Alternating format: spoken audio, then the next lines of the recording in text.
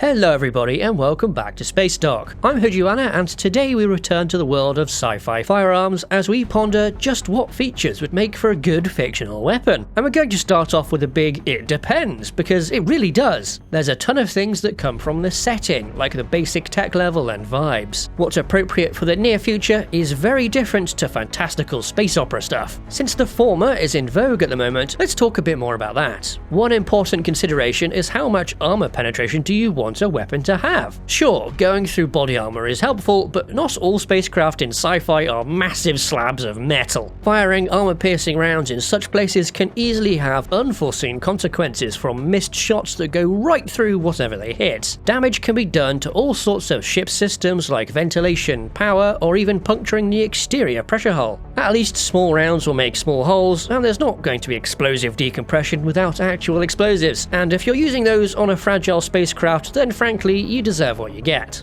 Back to firearms, and the other option is maybe you want so much penetration you can actively shoot straight through cover and armor, a common enough thing to see with electromagnetic weapons mostly in games, but also now and then in other fiction. Or even better, making imaginative use of technology in the setting like the transporter rifle from DS9. You do need some sort of X-ray vision or something to make best use of these weapons. Also, having sights and weapons like this that render cover and concealment not really a thing would have some pronounced impact on the rest of combat in the setting. As for ammo, there's all sorts of weird and horrible types of it you can be using. It's common to see flechettes in sci-fi because they're a real thing that sounds exotic and cool, but they aren't really that effective in actual use. There's other special things you can have ammo do too, like the radioactive ammo we talked about in a previous video. You can get similar effects from poisonous weapons and the like, which are an interesting solution to the problem of ensuring lethality from even a minor hit. We sort of skipped over the main consideration of ammo types though, which is what and where you're fighting. If you're not going up against enemies that use armor, you don't need armor piercing at all. And what if they have horrible melty blood or something? In that case, you'd want something that can avoid getting that everywhere, like energy weapons that can instantly cauterize a wound. As for the where, that primarily means the range you're fighting at. The velocity and shape and stability of the round matters there. Like if you have a slow bullet that tumbles after a second of flight, that doesn't matter so much for close quarters use. This stuff also applies to energy weapons too, since you can have lasers with optimal focus ranges that are pretty short, or using light frequencies that get scattered more over longer range. Something more hand-wavy like plasma can dissipate over a distance, but that doesn't stop it being good to use at short range. All of these things apply to the weapon itself too, through its size and accuracy from its build quality. Let's look at SG-1 for an example. They used P90s because they were smaller than a full-size rifle, but could still penetrate the armor that Jafar wore. The size and weight were important here because most SG teams were first and foremost there to explore, with specialized teams carrying proper rifles being deployed when combat was a known requirement of a mission. While we're talking about Stargate in the context of firearms, I can't not bring up that scene where they compare a P90 to a staff weapon, where O'Neill points out that one is for war and the other meant for fear, which is a valid point in the larger discussion because what role is a weapon meant to fulfill? The design requirements for any two given weapons can be entirely different, a disparity that gets much bigger when you throw alien cultures and ways of thinking into the mix. So while the staff weapon may be inferior to the P90 in many regards, that doesn't mean it's bad, it's just different.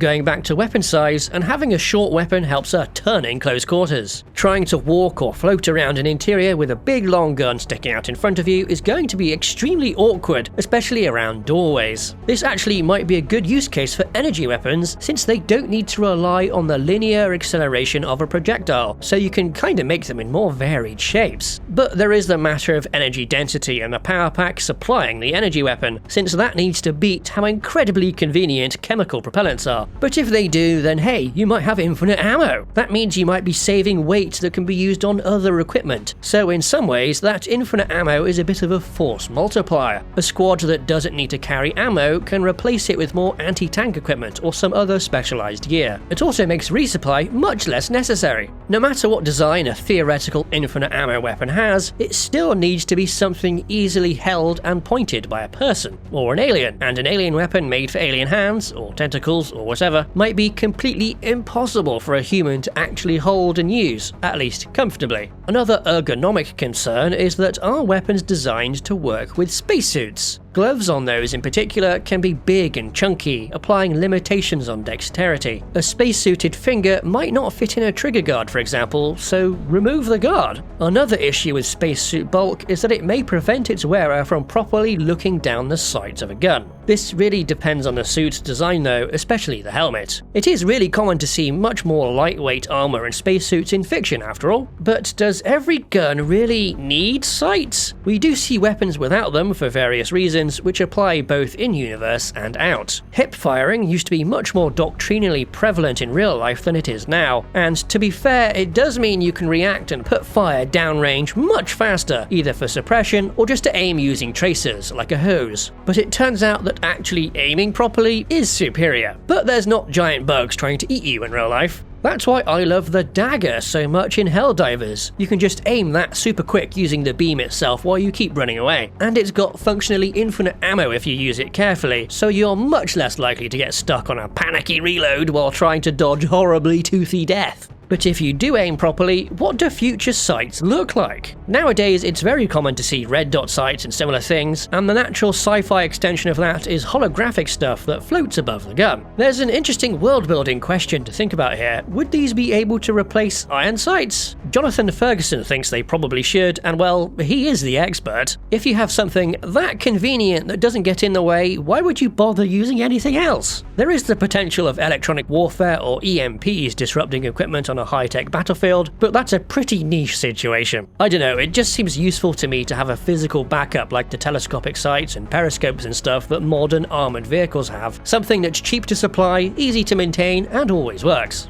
Whether or not you need longer-ranged magnified scopes depends on the purpose of the weapon, like all the previous range things we talked about earlier. Or hey, maybe there's integrated cameras and stuff used as sights right on the gun itself, but that seems pretty costly for mass production. As does the current emerging thing for firearms, having a full-blown fire control system, like the Vortex NGSW-FC. This thing is a scope with integrated rangefinder, atmospheric sensors, ballistic computer, and other stuff that lets it project the trajectory of your next shot right onto the sight itself. It's kinda nut, and we have that now. What sort of things will future guns have? Well, quite possibly some method of self-aiming. This can either be something that automatically points the entire gun where it needs to, or even better, ignores that entirely with guided rounds. We already have very basic versions of this now, but Sci-Fi can go even further with like miniature missiles and stuff that can make insane turns and do all the work for you. These do kind of have to be lower velocity in order to make those crazy turns, but I suppose they can carry a little payload to magnify their damage. Also, there's actually a good niche here for bulky spacesuit users, since a smart weapon renders the suit's awkwardness moot.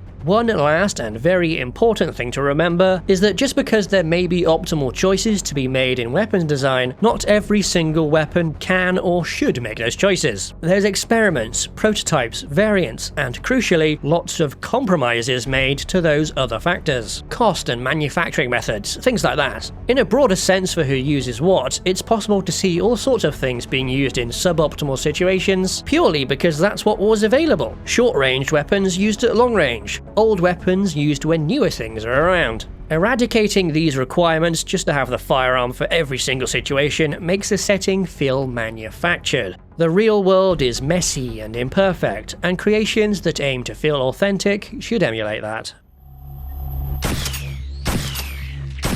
You can support Spacedock by joining our Patreon, where you can get our frigate and spacefighter design reference books. Alternatively, you can support us directly through YouTube by becoming a channel member. Thanks to our supporters, and thank you for watching.